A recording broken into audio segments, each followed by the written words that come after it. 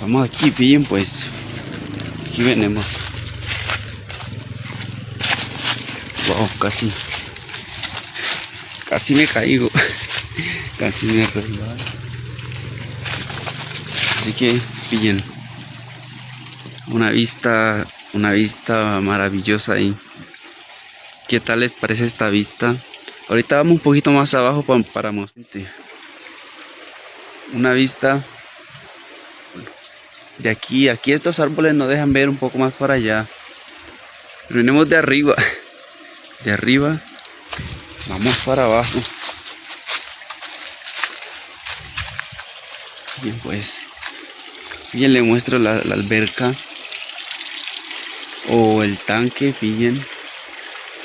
Todo eso es de un nacedero de agua o un ojo de agua.